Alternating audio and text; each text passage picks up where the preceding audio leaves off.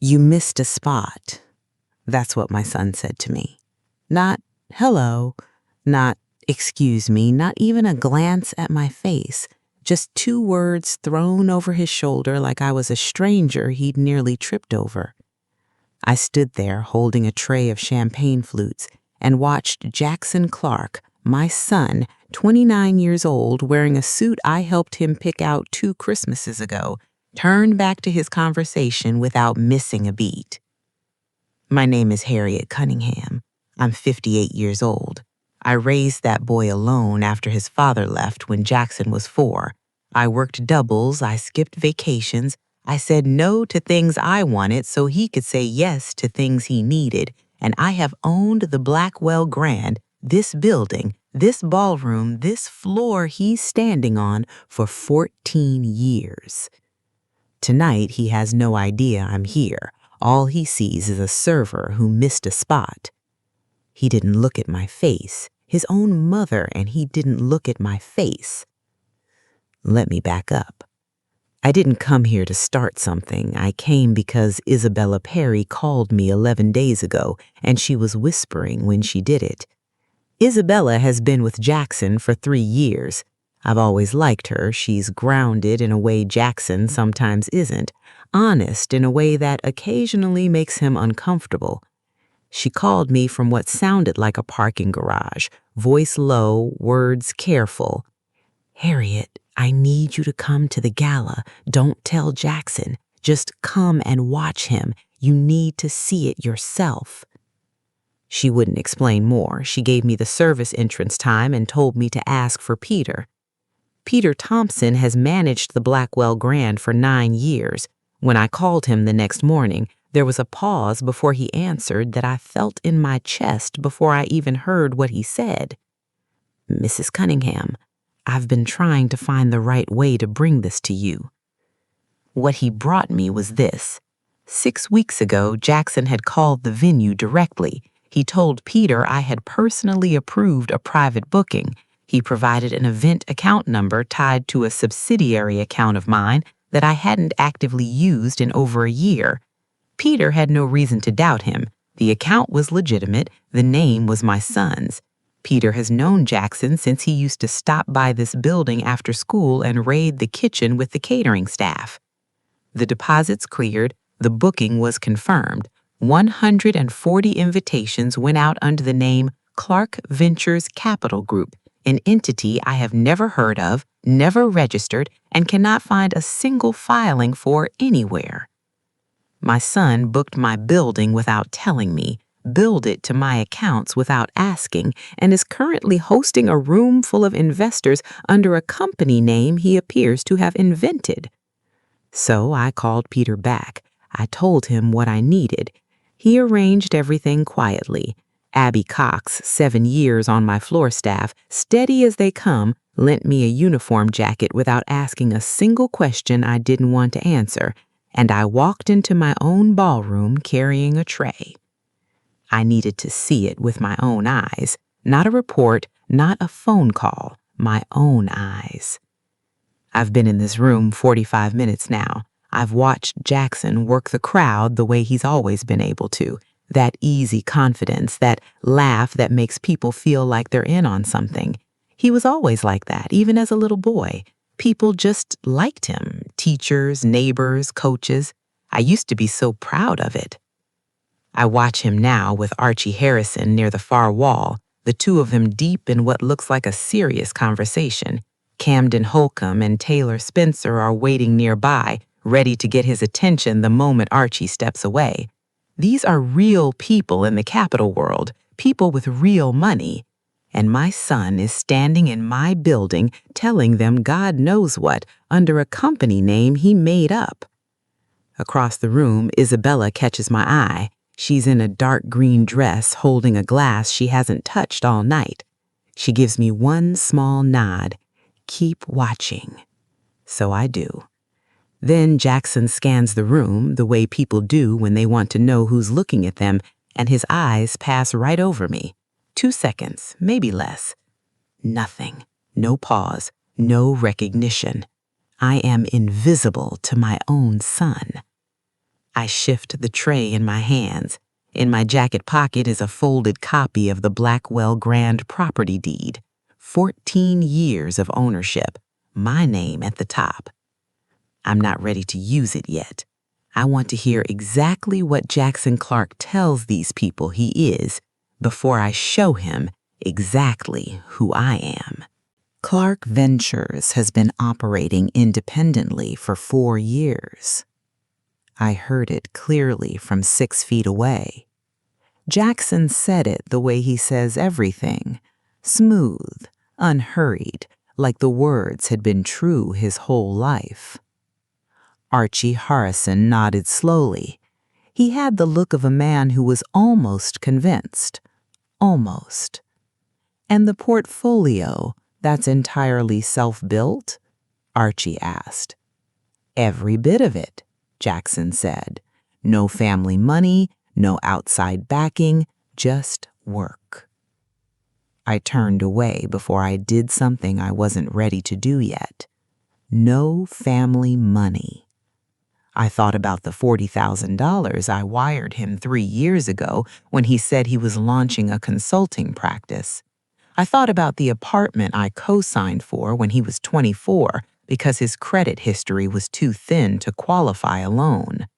I thought about every tuition payment, every covered overdraft, every birthday envelope I never made a big deal of because I didn't want him to feel like he owed me. No family money. I moved toward the bar side of the room, keeping my tray level, keeping my face neutral. Camilla Combs was near the window talking to a woman I didn't recognize. Susan Burris, I'd met her once at a chamber event 2 years back, was laughing at something near the entrance. Emma Turner, one of Jackson's old university friends, was standing close to the stage, looking slightly uncomfortable, like she knew something was off tonight but couldn't name it. I wondered how many people in this room knew the truth and how many were about to invest in a fiction. Peter found me near the service corridor around the 40-minute mark. He fell into step beside me like he was just another staff member checking in, voice low. He's been telling people the venue is one of his managed properties, Peter said, that he handles events here on behalf of the ownership group. I stopped walking. What? He said. To at least 3 guests that I've heard. Camden Holcomb asked him directly who owned the building, and Jackson said he wasn't at liberty to name the silent partners, but that he managed operations. I stood very still. Silent partners. My son had taken my building, billed my accounts, invented a company, invited 140 people, and when someone asked him directly who owned the place he was standing in, he looked them in the eye and said, "Silent partners." I am not silent. I have never been silent a day in my life. I just hadn't spoken yet tonight. "How much is he asking for?" I said. Peter hesitated. The investment decks he's been handing out suggest an initial round of $2.4 million, targeting 6 investors at $400,000 each. $2.4 million raised in my building under my accounts with my property listed as a managed asset of a company that does not exist. I thought about what that would mean legally, what it already meant. Peter had already been on the phone with our attorney twice this week. I knew the shape of what was coming. I just needed tonight first. "Okay," I said. "Mrs. Cunningham, are you all right?" "I'm fine, Peter. Go back to the floor." He nodded and moved off. I stood in the corridor for a moment alone, tray in both hands, back straight. I thought about the night I signed the papers on this building. I was 44 years old, and I sat in an attorney's office for 2 hours, reading every line before I touched the pen. Jackson had been in college then. I'd called him after to tell him, and he'd said, "That's great, Mom," and asked if I could spot him for textbooks. I wasn't angry about that then. He was young. Kids don't always know how to receive big news from their parents. but he's not young anymore. I stepped back out onto the floor.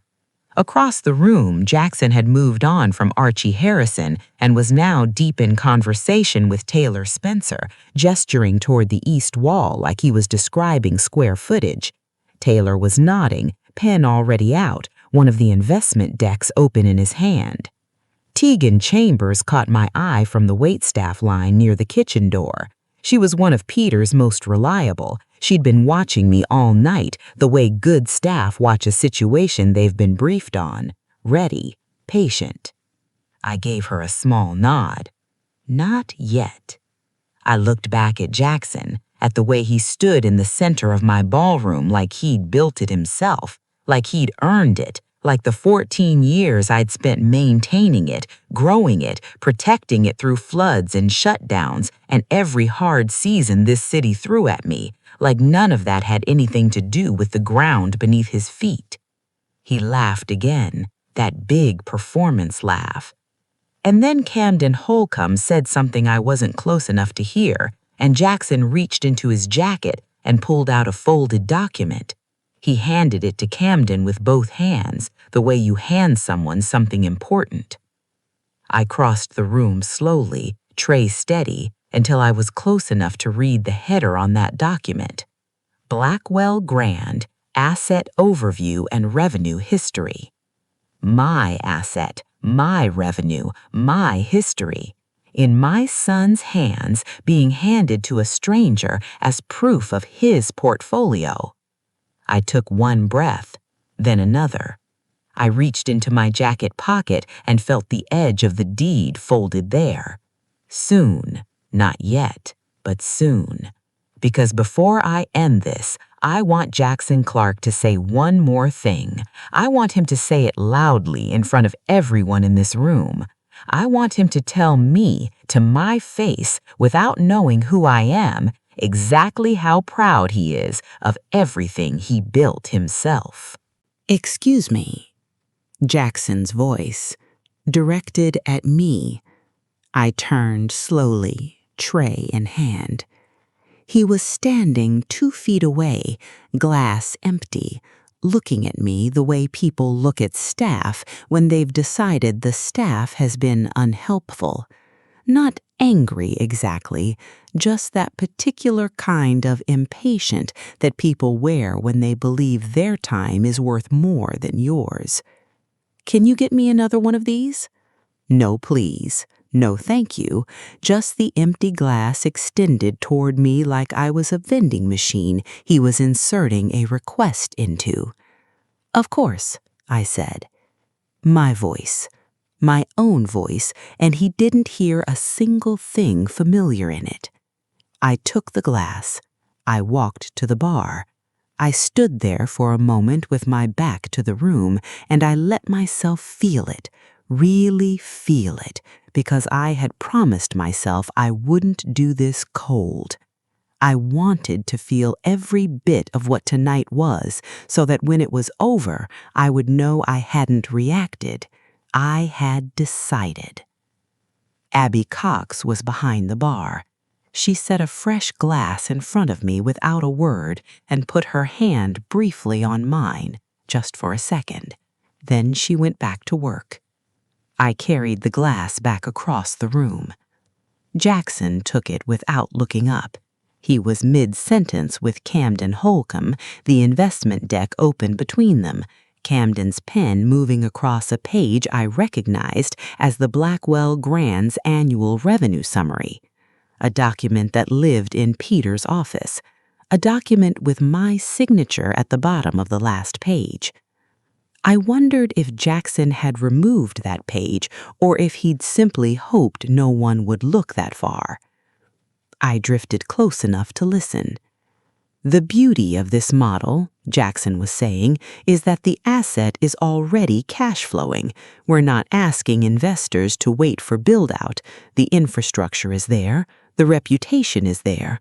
We're just scaling what already works. Camden nodded. And you've been operating this independently? No institutional debt? Clean, Jackson said. That's the thing about building something yourself. You don't owe anyone anything. You don't owe anyone anything. I thought about the night Jackson was 7 years old and had a fever of 103, and I sat on the bathroom floor with him for 4 hours because he was scared and I didn't want him to be scared alone. I thought about his first car, a used Honda that needed 2 repairs in the first month, and I paid for both without telling him how tight it was that quarter. I thought about the phone call he made to me 6 months after his father's funeral when he said he was struggling, and I drove 4 hours to his apartment and stayed a week and never once made him feel like it was an inconvenience. You don't owe anyone anything. I moved away before I said something. Near the stage, Isabella was watching Jackson with an expression I recognized. I'd worn it myself a few times in my life, that particular exhaustion of someone who cares about a person they've stopped being able to defend. She'd called me because she'd run out of ways to protect him from himself. I understood that more clearly than I had 11 days ago. I found a quiet spot near the east corridor and stood there for a moment. Susan Burris walked past me, paused, and said, "You doin' all right, hun?" The way people do when they can tell something is wrong but don't know what it is. I told her I was fine and smiled, and she moved on. I was not fine, but I was ready. I had what I came for. I had watched my son tell 3 different people in 3 different ways that he had built something himself, that he owed nothing to anyone, that Clark Ventures was 4 years of independent work. I had watched him hand out documents that belonged to me, bill a party to my accounts, and manage a room full of people who were about to write him checks based on a foundation that was entirely mine. I had seen enough. I pulled out my phone and sent Peter one word: ready. 30 seconds later, Peter appeared at the edge of the room. He caught my eye and gave me a small nod. Then he walked to the sound system near the stage and leaned over to speak to the technician. The room music faded down. Not off, just low enough that conversations began to slow, heads beginning to turn. Jackson looked up from his deck. He scanned the room with that easy authority he'd worn all night, assuming the shift in atmosphere had something to do with a program he'd planned. It did, just not the one he thought. I set my tray down on the nearest table. I reached into my jacket. I took out the deed, folded 3 times, crisp, 14 years old, and I held it in both hands. Then I walked toward my son. He saw me coming the way you see any server coming, peripheral, unimportant, background. He started to turn away. "Jackson?" He stopped. Not because of my face, not yet, just because something in the way I said his name made the air change. He turned back slowly, and for the first time all night, he actually looked at me. I watched the exact moment his brain caught up with his eyes. The color didn't drain from his face all at once. It went in stages. First, confusion, then recognition, then something that was trying very hard to look like composure and not quite getting there. "Mom." "Don't," I said quietly. I held up the deed. He stared at it. Around us, the room had gone still in that way rooms go still when something real is happening and everyone can feel it, even if they don't know what it is yet. Camden Holcomb, Taylor Spencer, Archie Harrison, all of them watching. Isabella, across the room, set down her untouched glass. I think I said, loud enough for the people near us to hear, "It's time we talked about this building." Jackson's mouth opened. Nothing came out. That had never happened before. In 29 years, I had never once seen my son without something to say. He always had a next line, a pivot, a way to reframe whatever room he was standing in. It was one of the things I had always quietly admired about him, even when it frustrated me. But right now, he was just standing there with his mouth open and his champagne glass tilting slightly in his hand, and the performance he'd been running all evening was coming apart at the seams in real time. "Mom," he said it again, lower this time, a warning dressed up as a greeting. "This isn't, you shouldn't be here." "I own the building," I said. "I can be anywhere in it I like." Camden Holcomb took a small step back. I didn't blame him. Jackson reset.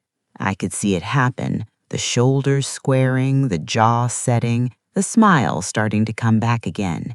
He was going to try to manage this. He was going to try to make it small.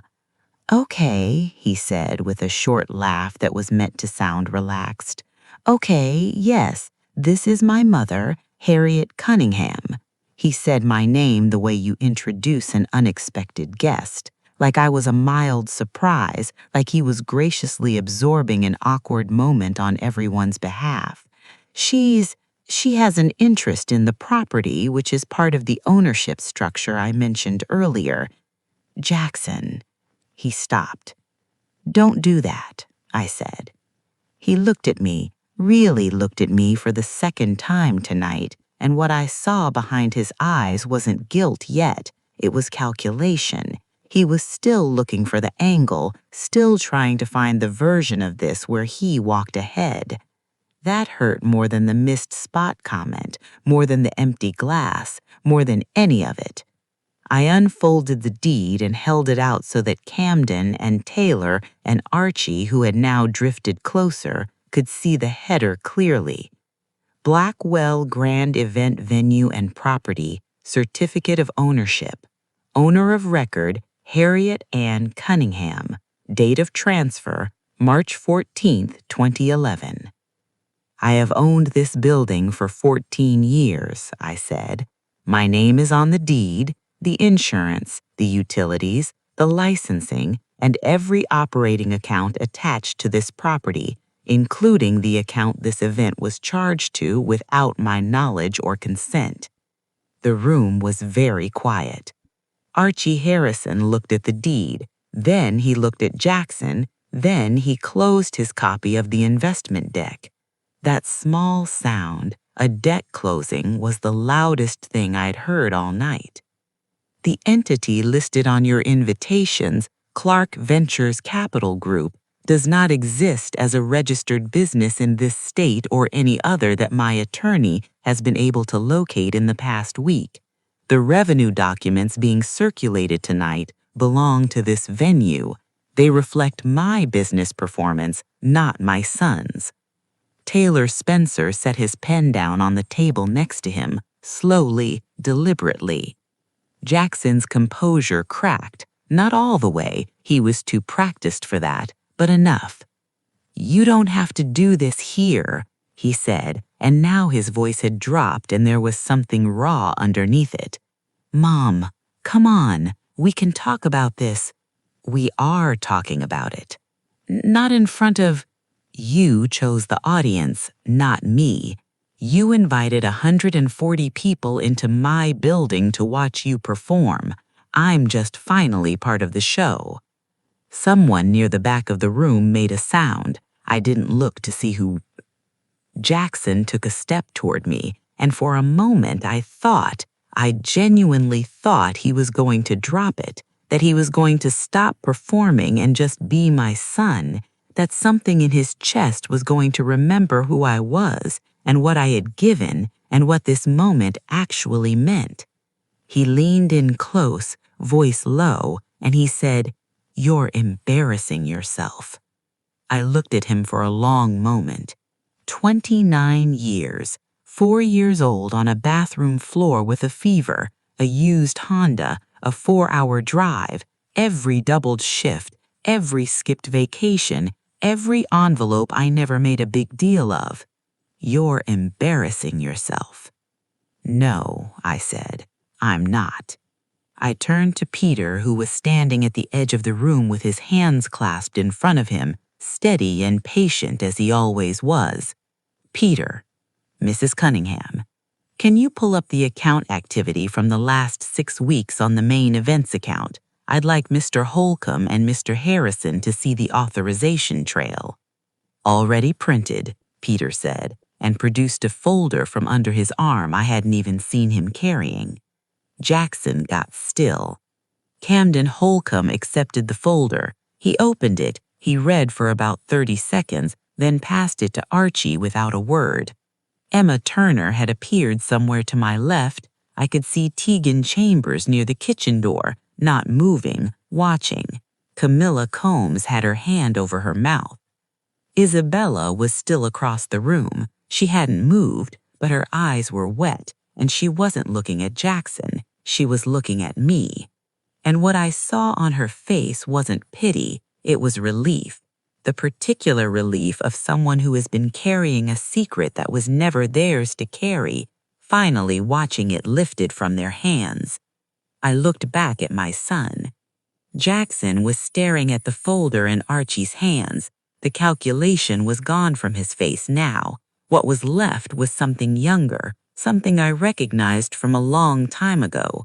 A little boy caught in something he couldn't talk his way out of, realizing for the first time that the story he'd been telling wasn't going to hold. Jackson, I said quietly, look at me. He did. We're going to finish this, and then we're going to talk about what happens next. I reached back into my jacket pocket.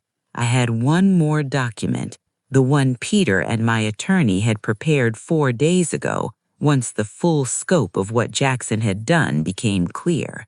I unfolded it slowly, and I watched my son's face as he read the title at the top of the page. The document was 2 pages. I'd read it so many times in the past 4 days that I could have recited it from memory. But I didn't read it now. I just held it out so Jackson could see the title clearly. Notice of Inheritance Revocation and Estate Amendment, Cunningham Family Trust. Jackson read it once, then again. Then he looked up at me, and for the first time tonight there was no performance left in his face at all. Just him, just my son, 29 years old, standing in the middle of a room full of people, finally out of moves. You can't, he started. I already did, I said, 4 days ago. My attorney filed the amendment Thursday morning. He shook his head slowly. Mom, listen to me. I have been listening to you all night, I said. I listened to you tell Archie Harrison you built everything yourself.